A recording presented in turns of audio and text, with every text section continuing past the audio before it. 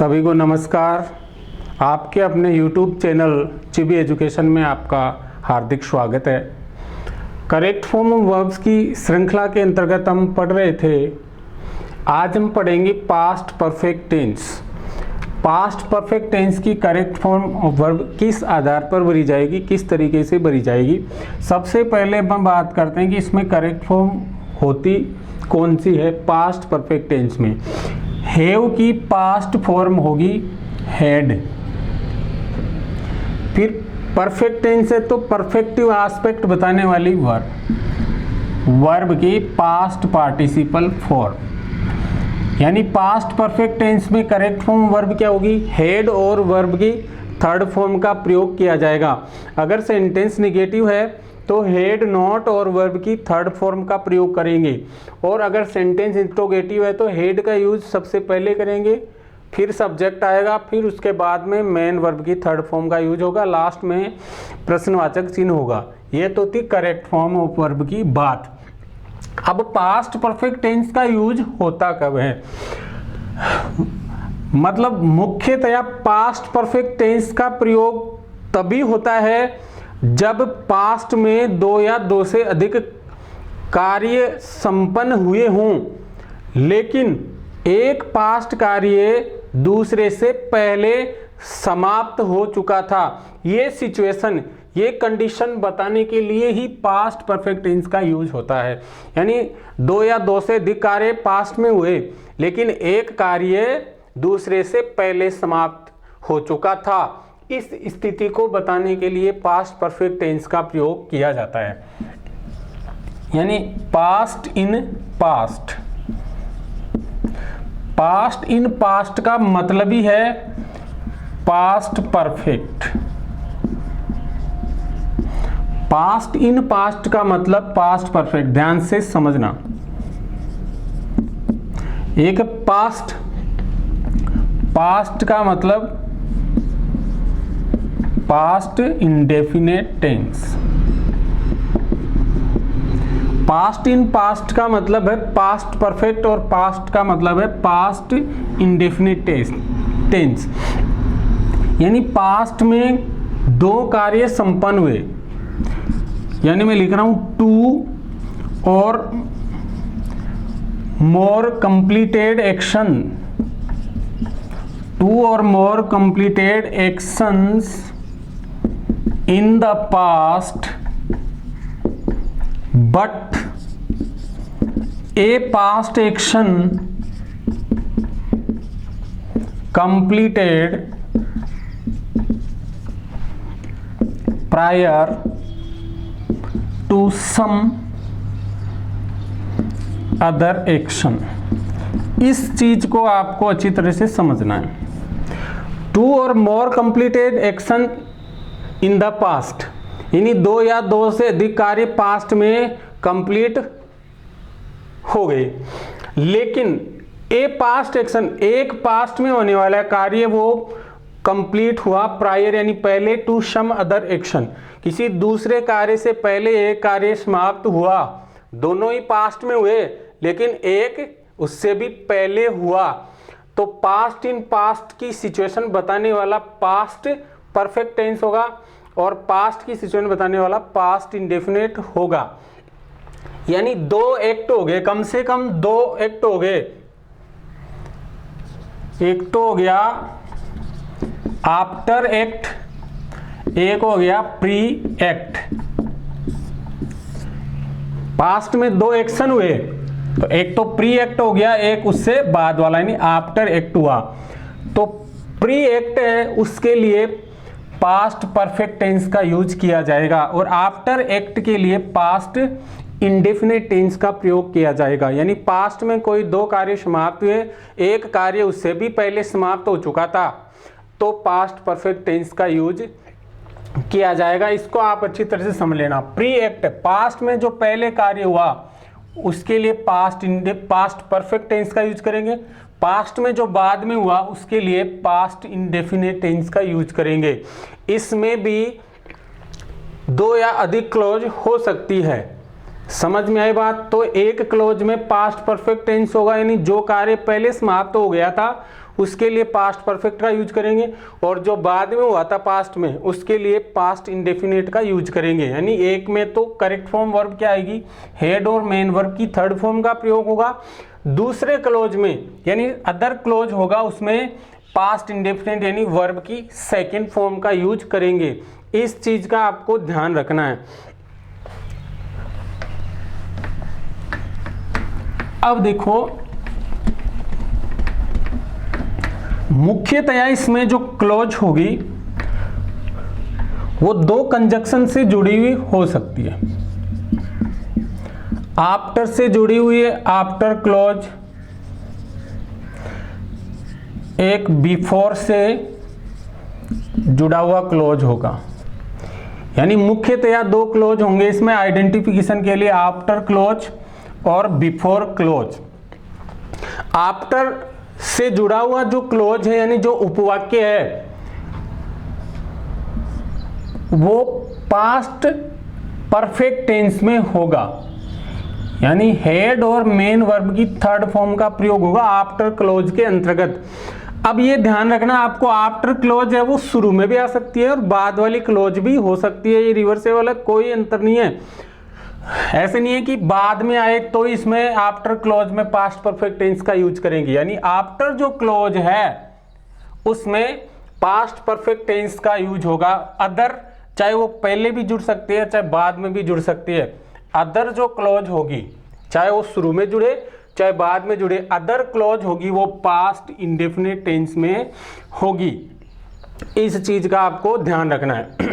Before clause है तो before clause है वो पास्ट परफेक्ट टेंस में होगी, यानी ये बिफोर क्लोज है उसका टेंस होगा पास्ट परफेक्ट टेंस। उसके बाद वाला क्लोज किस में होगा, पास्ट इंडेफिनिट टेंस में। क्लोज बाद में भी जुड़ सकते हैं और क्लोज पहले भी जुड़ सकती है, इसका मैंने बता दिया दोनों ही कंडीशन में। आफ्टर क्लोज पहले आ जाए तो दूसरे क्लोज में पास्ट इंडेफिनिट टेंस होगा, simple past tense. After clause बाद में जुड़े तो पहले वाले क्लोज में पास्ट इंडेफिनिट टेंस होगा। ऐसे ही बिफोर क्लोज है, बिफोर क्लोज शुरू में आए तो उसमें पास्ट परफेक्ट टेंस होगा, आगे वाली क्लोज है दूसरी क्लोज उसमें पास्ट इंडेफिनिट टेंस होगा। यदि बिफोर क्लोज आगे जुड़ी हुई है, पहले अगर कोई दूसरी क्लोज है तो उसमें पास्ट इंडेफिनिट टेंस होगा। यानी बिफोर क्लोज से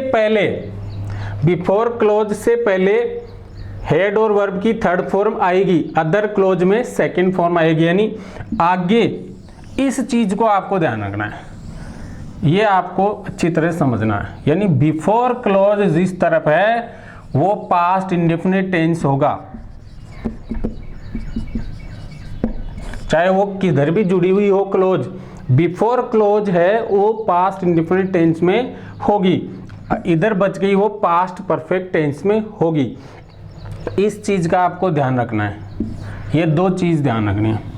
after clause past perfect tense में होगी, other clause past indefinite tense में होगी। Before clause past indefinite tense में होगी, अदर क्लोज वो पास्ट परफेक्ट टेंस में होगी, तो इसका मीनिंग सही होगा। तो मुख्यतया आफ्टर या बिफोर से जुड़े हुए क्लोज हैं तो उसमें पास्ट परफेक्ट टेंस और पास्ट इंडेफिनिट टेंस का यूज किया जाता है। अपना फोकस पास्ट परफेक्ट टेंस पे है। उदाहरण देखें,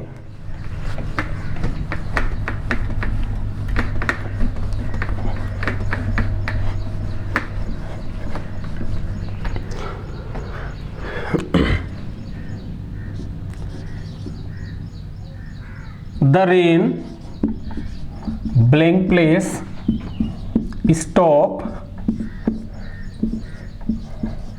before we entered the room। ये सेंटेंस देखो, मैंने अभी अभी आपको बताया था बिफोर क्लॉज है ये बिफोर क्लॉज है यहां से लेकर के यहां तक।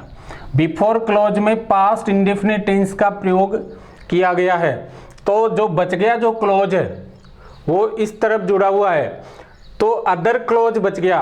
तो बिफोर से पहले जो क्लोज है, यानी बिफोर क्लोज तो पास्ट इंडेफिनिट में, इससे पहले जो क्लोज है या वो बाद में भी हो सकता है, वो फिर पास्ट परफेक्ट टेंस में होगा। तो चाहे कोई भी सब्जेक्ट हो, एक ही हेल्पिंग वर्ब है हेड, सिंगुलर हो प्लूरल हो, first person second person third person कुछ भी हो, हेड का यूज करेंगे और मेन वर्ब की थर्ड फॉर्म का प्रयोग करेंगे stopped. Had stopped correct form of verb हो जाएगी। अब एक उदाहरण में लिख रहा हूं जिसमें बिफोर क्लोज पहले आई हो, तो वो क्लोज चाहे कहीं भी लिखी हुई हो, वो क्लोज पास्ट इंडेफिनिट में होगी। अदर क्लोज जो बच गई वो पास्ट परफेक्ट टेंस में होगी, अगर बिफोर से जुड़ा हुआ कोई वाक्य है तो। जैसे बिफोर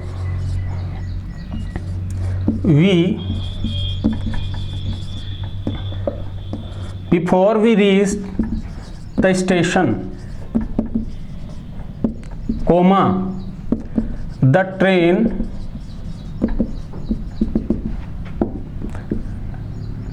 लीव।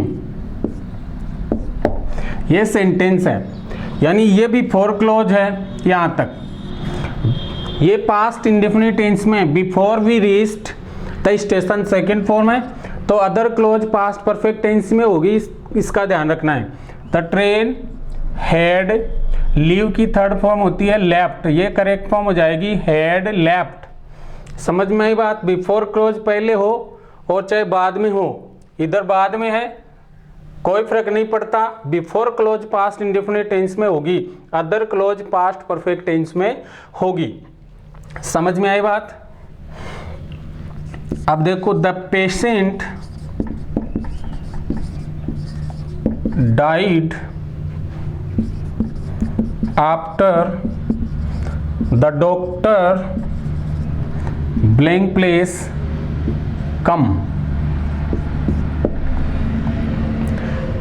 आफ्टर क्लोज ये है, ये आफ्टर क्लोज है, ये आपको बता दिया। After clause past perfect tense में होती है, और अदर जो क्लोज है चाहे वो पहले जुड़ी हुई हो चाहे बाद में जुड़ी हुई हो, other clause past indefinite tense में होगी। ये डाइड पास्ट इंडेफिनिट टेंस है, तो द पेशेंट डाइड आफ्टर, अब after clause past perfect tense में होगी, यानी करेक्ट फॉर्म ऑफ वर्ब क्या हो जाएगी हेड, और मेन वर्ब की third form come came come, तो had come correct form of verb हो जाएगी। The patient died after the doctor had come. समझ में आई बात? पास्ट परफेक्ट टेंस होगा, आफ्टर क्लोज है। ये क्लोज पहले भी आ सकती है, जैसे after I blank place take my breakfast, comma I left for office.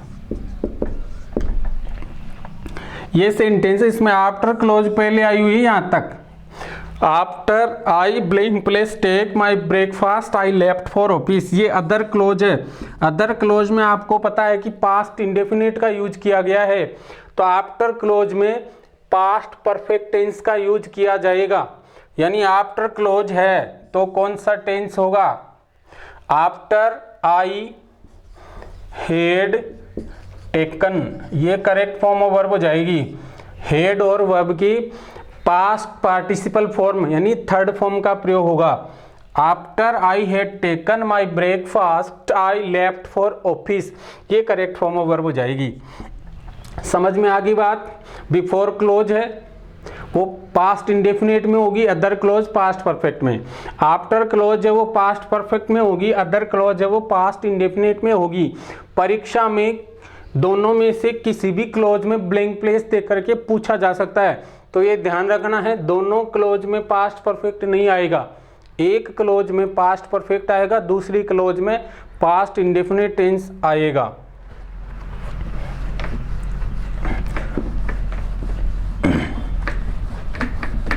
अब देखो क्या स्थिति और बन सकती है। परिस्थिति के अनुसार भी कई बार पास्ट परफेक्ट टेंस का यूज करना पड़ता है। देखो, he told that he blank place just finish his work.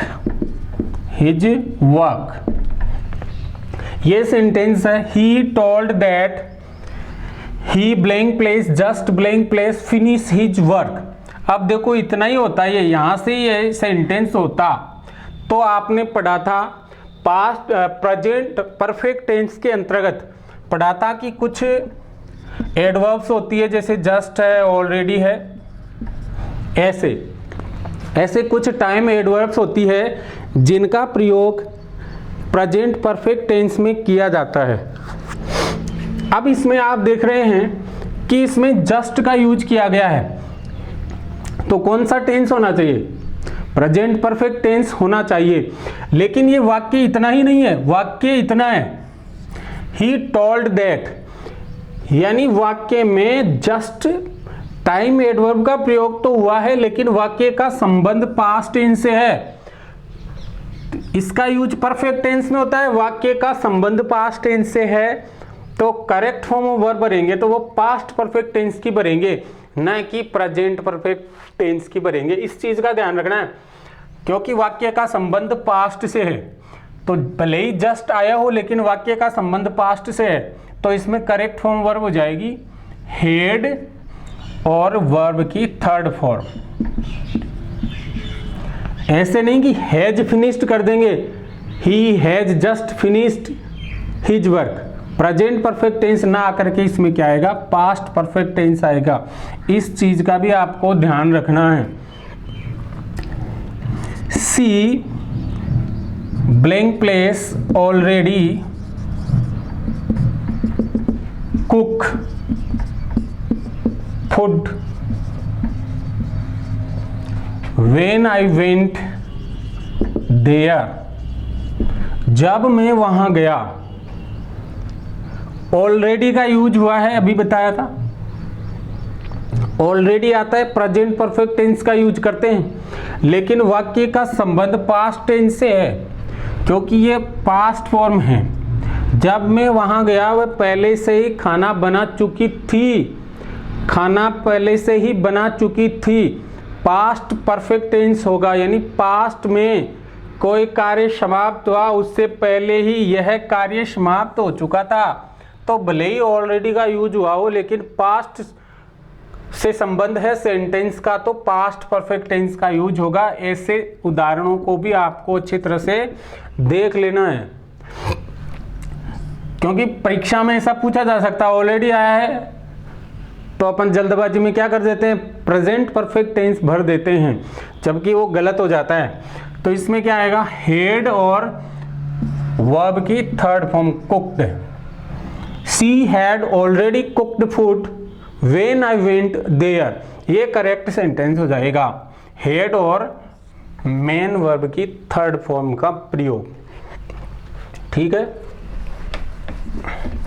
अब देखो और कब होता है वो भी अपन बात करते हैं। पास्ट परफेक्ट टेंस का प्रयोग और कब किया जा सकता है? इमेजिनरी सिचुएशंस में, imaginary situations in the past. Past में इमेजिनरी सिचुएशंस को बताने के लिए भी पास्ट परफेक्ट टेंस का यूज किया जा सकता है। पीछे अपने मूड के अंतर्गत पढ़ा था, डिक्लेरेटिव मूड होता है, इंपेरेटिव मूड होता है और सब्जंक्टिव मूड होता है। उसके अंतर्गत अपन ने पढ़ा था present subjunctive mood, past subjunctive mood. उसके अंतर्गत उदाहरण अपन ने पढ़े थे, पीछे वीडियो आप देख सकते हैं प्लेलिस्ट में जाकर के। उसमें अपन ने पढ़ा था कि कोई भी क्लोज हो जो आई विश से स्टार्ट हो, या कोई क्लोज हो इट इज टाइम से स्टार्ट हो, या कोई फ्रेज जैसे एज इफ का यूज हो गया सेंटेंस में, इनके बाद में अगर कोई दूसरा क्लोज आता है, इनके बाद में कोई अन्य उपवाक्य आता है यानी अदर क्लोज आता है, अदर क्लोज, वो पास्ट इंडेफिनिट टेंस में आता है यानी वर्ब की सेकंड फॉर्म का यूज किया जाता है। और अगर बी वर्ब हो अपने पास, बी की पास्ट फॉर्म वैसे तो दो होती है, वॉज या वर, लेकिन सब्जंक्टिव मूड के अंतर्गत बी की एक ही फॉर्म का यूज एक्सेप्टेबल है, वर का प्रयोग करेंगे चाहे सब्जेक्ट कोई सा भी हो। तो बी की पास्ट फॉर्म वर का ही यूज किया जाता है ऐसे अगर क्लोज है और इनके बाद में कोई अदर क्लोज हो तो। ऐसा अपन ने पढ़ा था, लेकिन अब इसमें अपन पढ़ेंगे कि यही पास्ट में हो, जैसे आई विश्ड ऐसे हो, ऐसे हो इट वॉज टाइम, कोई भी पास्ट फॉर्म हो उसके बाद में एज इफ हो, फिर उसके बाद में कोई दूसरा क्लोज हो, तो फिर आगे आने वाला क्लोज है वो पास्ट परफेक्ट टेंस में होता है। इनके बाद में प्रेजेंट फॉर्म हो, एज इफ से पहले प्रेजेंट फॉर्म हो तो फिर पास्ट इंडेफिनिट टेंस का यूज किया जाता है। और अगर ये पास्ट फॉर्म में हो, जैसे विश्ड, विश की जगह विश्ड, इज की जगह वॉज हो गया, फर्स्ट फॉर्म उसके बाद में एज इफ हो, लेकिन सेकंड फॉर्म उसके बाद में एज इफ हो, तो फिर कौन सा टेंस यूज किया जाएगा वो बताएगा। Imaginary situation in the past बताएगा, पास्ट परफेक्ट टेंस का यूज करेंगे। देखो अपन उदाहरण देखते हैं।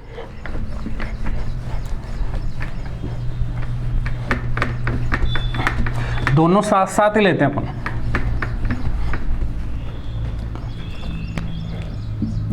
आई विश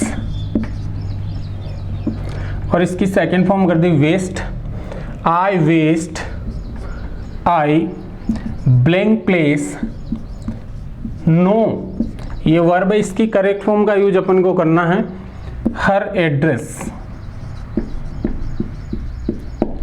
अभी अभी आपको बताया है कि विश्ड है, ये पास्ट फॉर्म है पहले से ही, तो ये पास्ट परफेक्ट टेंस की करेक्ट फॉर्म वर्ब बनी जाएगी। इसमें क्या हो जाएगा, आई हैड नोन, नो की थर्ड फॉर्म होगी known, I wished I had known her address, ये करेक्ट फॉर्म होगी।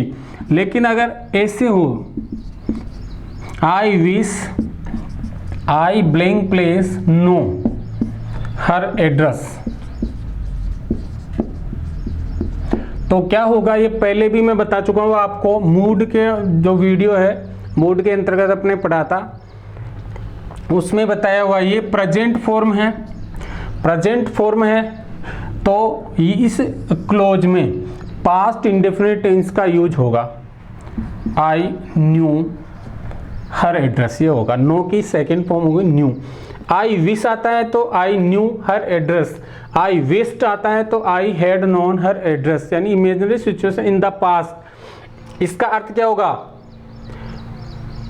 काश मैं उसका पता जान पाऊं, मेरी इच्छा है मैं उसका पता जान पाऊं, काश मैं उसका पता जान पाता, काश मुझे उसका एड्रेस पता होता, मालूम होता, ये डिफरेंस है, ये अंतर है। सेकंड फॉर्म है काश मुझे उसका पता मालूम होता, और प्रेजेंट फॉर्म है काश मैं उसका पता जान पाऊं, ये अंतर है, समझ गए होंगे। अब it was time we blank place start, ये देखना start for journey, it is time we blank place start for journey, और ऐसे लिखा हो इट इज टाइम, यह इट वॉज टाइम ऊपर, ये it is time we blank place start for journey. अच्छी तरह समझ गए होंगे क्या अंतर है, मीनिंग में क्या अंतर है, स्ट्रक्चर में क्या अंतर है। स्ट्रक्चर ये अंतर है, यहाँ पास्ट फॉर्म है, यहाँ प्रेजेंट फॉर्म है, तो ये स्ट्रक्चर भी बदलेगा। पास्ट फॉर्म है तो पास्ट परफेक्ट टेंस आएगा, प्रेजेंट फॉर्म है तो पास्ट इंडेफिनिट टेंस आएगा। मीनिंग ये है it was time we had started, ये होगा। इट इज टाइम है तो वी स्टार्टेड। इस समय हम यात्रा शुरू कर देते, इस समय हम यात्रा शुरू कर चुके होते। तो it was time past form है तो हैड स्टार्टेड करेक्ट फॉर्म आएगी, प्रेजेंट फॉर्म है तो स्टार्टेड ये करेक्ट फॉर्म आएगी। इसका आपको ध्यान रखना है अच्छी तरह से। एक और देखो, he talks as if he blank place be the CM of Rajasthan.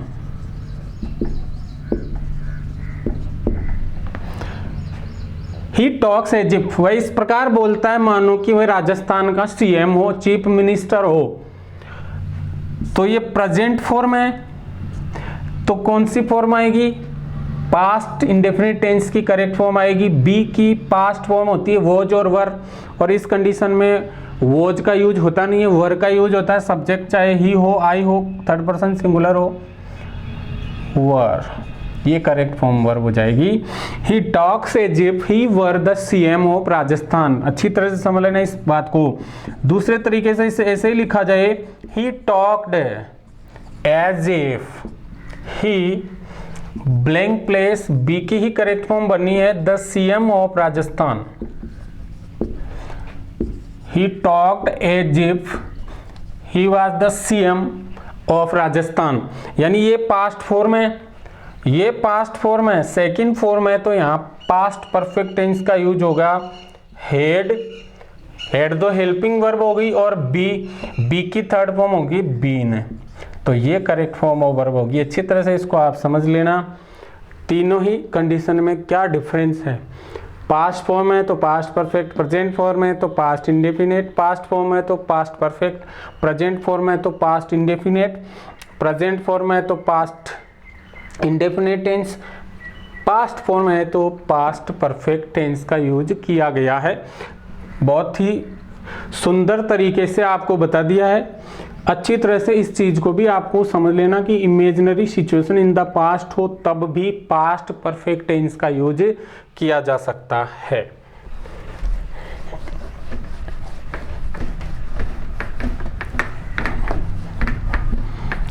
अब लगातार ही हम बात कर लेते हैं इसके आगे का tense.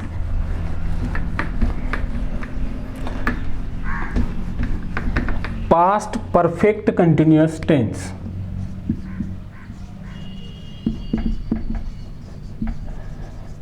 Past perfect continuous tense की बात कर लेते हैं। पास्ट है तो हैव की पास्ट फॉर्म हो जाएगी हैड।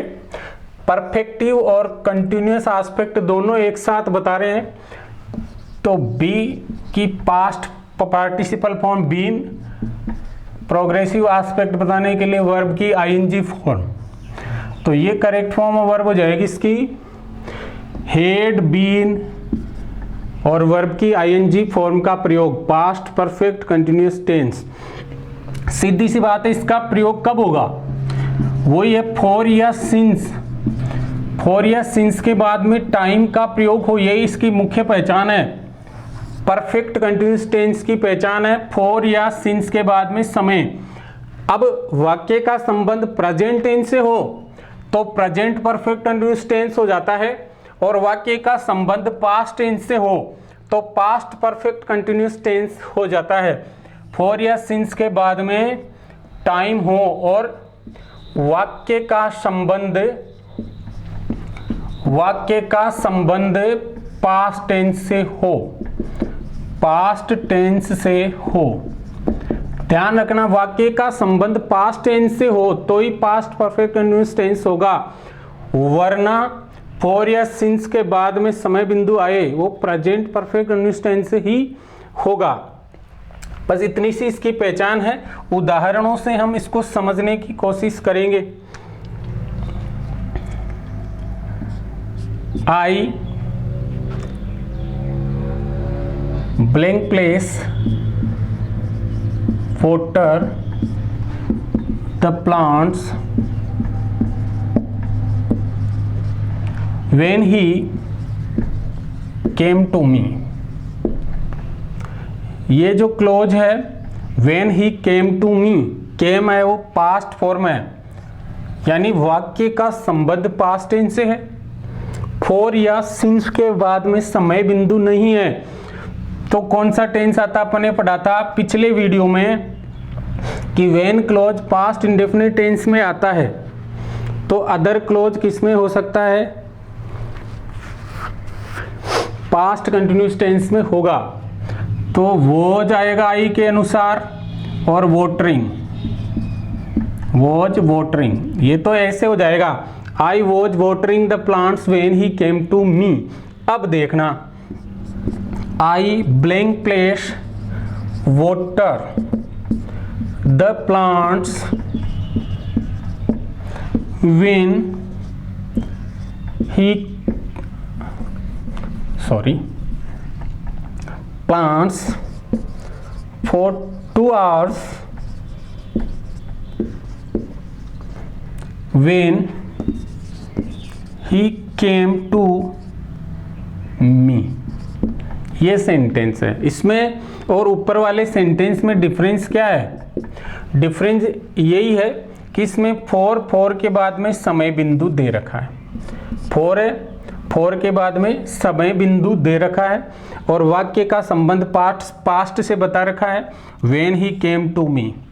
फॉर या सिंस के बाद में समय बिंदु हो, वाक्य का संबंध पास्ट टेंस से हो तो पास्ट परफेक्ट कंटिन्यूअस टेंस का यूज करेंगे।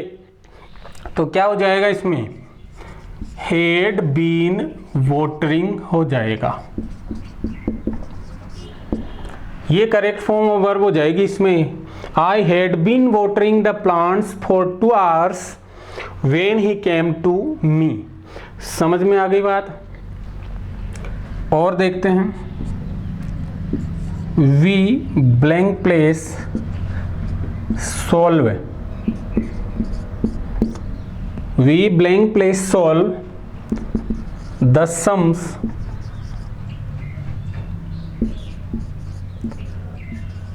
for half an hour when you joined us। For है, फोर के बाद में हाफ एन आवर, ये समय बिंदु दे रखा है, फोर के बाद में समय बिंदु दे रखा है फॉर हाफ एन आवर, और वाक्य का संबंध इस क्लोज से पता चल रहा है when you joined us, second form है, तो वाक्य का संबंध हो गया पास्ट टेंस से। फॉर या सिंस के बाद में समय बिंदु हो और वाक्य का संबंध पास्ट टेंस से हो तो पास्ट परफेक्ट कंटिन्यूअस टेंस का यूज करेंगे। तो इसमें करेक्ट फॉर्म हो जाएगी हैड बीन सॉल्विंग,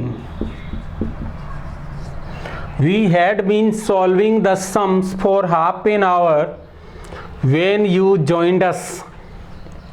समझ में आ गई बात। इस तरीके से आपको करना है, फॉर या सिंस के बाद में समय बिंदु हो और वाक्य का संबंध पास्ट टेंस से हो तो पास्ट परफेक्ट कंटिन्यूअस टेंस भरेंगे। अगर ये वाक्य यहीं तक होता, आगे ये क्लोज नहीं होती, when you joined us, यही होता we blank place solve the sums for half an hour, तो क्या होता फिर हैव बीन सॉल्विंग होता, हम आधे घंटे से सम यानी प्रॉब्लम्स को सॉल्व कर रहे हैं, ये होता। लेकिन जब तुम शामिल हुए तब हम आधे घंटे से सम्स को सॉल्व कर रहे थे, यानी फॉर या सिंस के बाद में समय बिंदु भी है और वाक्य का संबंध पास्ट टेंस से भी दिया हुआ है, तो पास्ट परफेक्ट कंटिन्यूअस टेंस का यूज करेंगे।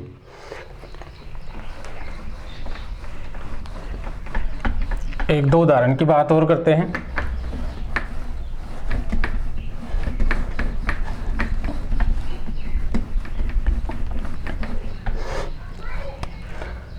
देखो इट, या लिखेंगे he is tired, he is tired,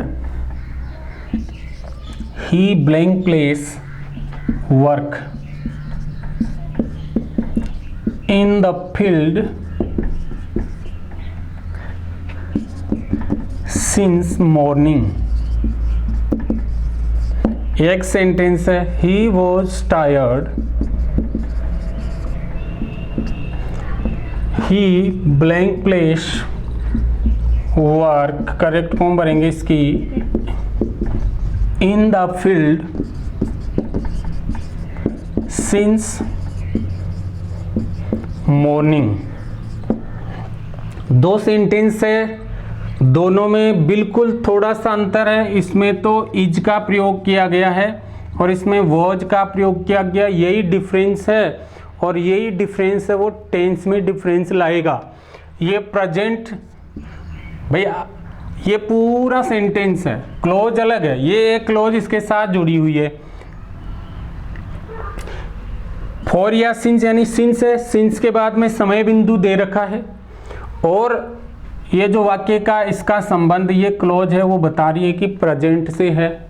तो अगर ऐसा आता है वाक्य का संबंध प्रेजेंट से है, या तो कोई क्लोज आए नहीं तो अपने को प्रेजेंट में ही दिखाना है कि वो वाक्य का संबंध प्रेजेंट से ही होगा। लेकिन क्लोज भी साथ में और क्लोज का संबंध प्रेजेंट से है। फॉर या सिंस के बाद में समय बिंदु हो, वाक्य का संबंध प्रेजेंट से हो तो प्रेजेंट परफेक्ट कंटीन्यूअस टेंस आएगा। यानी इस प्रकार के वाक्य में, इस वाक्य में तो क्या आएगा, हैज बीन वर्किंग आएगा। समझ रहे हो बात? हैज बीन वर्किंग क्यों आएगा? क्योंकि इसमें प्रेजेंट परफेक्ट टेंस का यूज होगा। सिंस के बाद में समय बिंदु है और वाक्य का संबंध प्रेजेंट टेंस से है। लेकिन बात में ये कर रहा था कि फॉर या सिंस के बाद में समय बिंदु हो, यानी सिंस के बाद में समय बिंदु हो लेकिन वाक्य का संबंध पास्ट टेंस से हो। तो ये वाक्य का संबंध पास्ट टेंस से बता रहा है ये क्लोज, क्योंकि ये पास्ट फॉर्म है। He was tired, he was tired, तो इसमें पास्ट परफेक्ट कंटीन्यूअस टेंस होगा, तो हैड बीन वर्किंग हो जाएगा। समझ में आ गई बात? वह थक गया था, वह सुबह से खेत में काम कर रहा था। वह थक गया है, वह सुबह से खेत में काम कर रहा है। समझ में आए बात? वाक्य का संबंध प्रेजेंट टेंस से है, प्रेजेंट परफेक्ट कंटीन्यूअस टेंस आएगा क्योंकि फॉर या सिंस के बाद में समय बिंदु है। वाक्य का संबंध पास्ट टेंस से है तो पास्ट परफेक्ट कंटीन्यूअस टेंस आएगा क्योंकि वाक्य में सिंस के बाद में समय बिंदु दे रखा है। तो आज के लिए इतना ही, बहुत बहुत धन्यवाद। अगर आप हमारे इस चैनल पर नए हैं तो आपसे आग्रह है कि आप हमारे चैनल जीबी एजुकेशन को सब्सक्राइब करें, वीडियो को अधिकाधिक शेयर करें और लाइक करें। आगे के वीडियो के लिए तब तक नमस्कार आपको, बाय बाय, जय हिंद।